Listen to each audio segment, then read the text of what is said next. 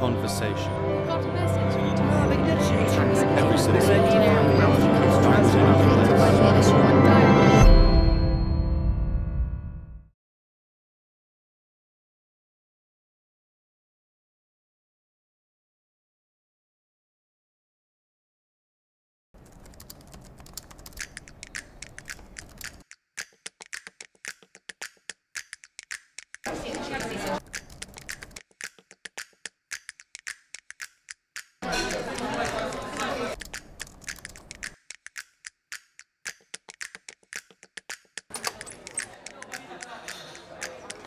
I love coffee. I like the coffee sweet. Coffee is kind of affiliated with intellect. There is something about cafes that I always have the best conversations. It's usually something around politics.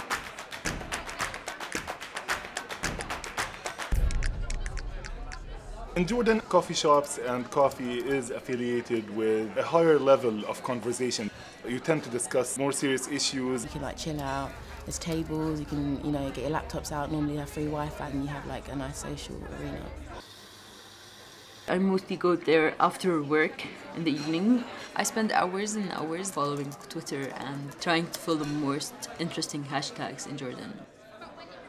I think it gives every person, like everyone, a space where he can provide his ideas, his inputs on stuff going on. In societies like ours, where people were used to oppression, people never had access to any outlets to express themselves, especially in the political field, which was the most censored. People used to have fear of speaking about stuff in the country. Now people are speaking everywhere. It's a space for people to be actually a citizen of the world.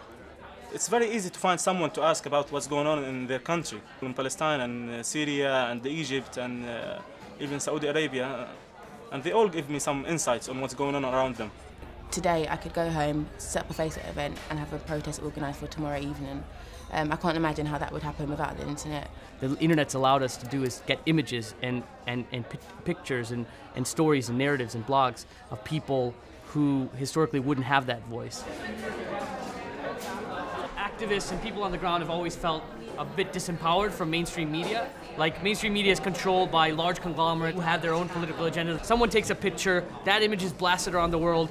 That's, an inspiration to people around the world. Before you had the democratization of readership, but now it's of authorship, right? So now everybody can post something.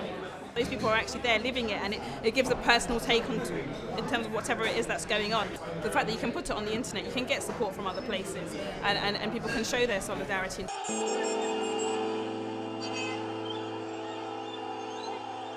When it came to the Egyptian revolution, I was on Twitter 24/7, looking at everything that was going on. Just watching YouTube videos, following the hashtag, TVs are on and you're watching Jazeera. So it was like you can relate to this and you feel like you're them. People who you never met in your life and now you care about them. It was a feeling of anger, it was a feeling of solidarity or belonging to what's going on in there. Millions of people came out into the streets. If that's not inspiring, then honestly I don't know what is. I personally think the role of social networking have sort of been blown up. They are a tool when it comes to these things, but I don't think without them these things wouldn't happen. I don't think the Egyptian people used it as a way to have their revolution. I don't think that. People did not have time to check their Facebook or to see where to go. They were there and they were angry, and that's what happened. But what we know in the UK is that social networking sites still remain very much a very middle-class organizing terrain, and even like a young terrain, right?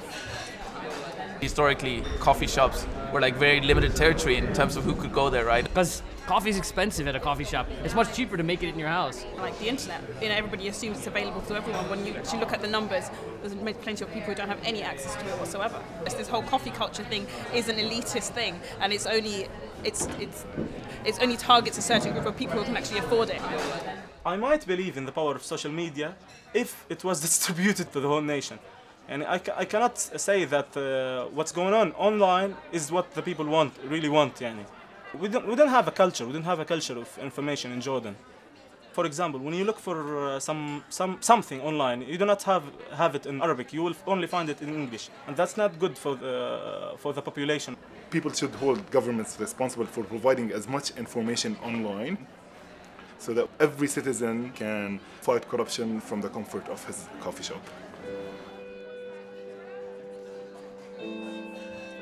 What makes a society democratic or autocratic is how much can you affect the decision-making process. Is it 0% or is it 5% like Jordan? Is it 10%? The higher you can affect the decision-making process, the closer you get to utopian democracy. I think what makes society more democratic when people care about democracy, they care about democracy when they know why they need democracy, when they know it's really related to how they live. I don't think democracy is the thing. Yani. America gave us that thing to buy or forced us to buy it, and now we have to believe that societies only need democracy. It's not the thing. We need fair distribution of services. We need people that feel that they are equal with everybody around them. Yani. It's educating people about their rights and educating people about how much difference they can do collectively. Internet is really helping. Having these discussions online is creating more common needs and more common issues. It's allowed people to branch out and to have friends abroad and to share ideas and to discuss things. Democracy is not the thing that Jordan needs. That's what I think. Services are not distributed very well, money is being stolen, and people cannot name the people who are behind it. I think people cannot relate and they don't care. They don't know how this will affect their life. We have money coming from Saudi Arabia and from also the US to give the regime the power to not just reform the corrupt system we have. There was a big debate going on in Jordan. Do we start with what Muhammad has said, do we start with the service and then call for democracy, or do we start for democratic reforms that will provide the services? Surely they're there to serve us at the end of the day and to meet our demands. And it's when that doesn't happen, when they don't go through with that, then that's where things are going wrong. I think it's all about respect. Everybody has to be willing to listen. But everyone also has to make sure that they come forward and express their ideas and views.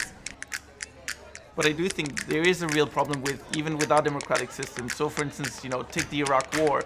The people were massively against the Iraq War, and millions of people, up to 2 million people turned to the streets in 2003.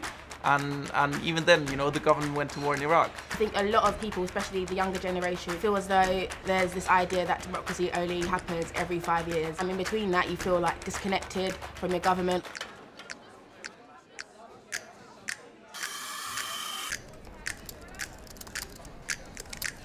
People in authority will always have the tendency to take a little bit of your freedoms if you don't keep fighting for them.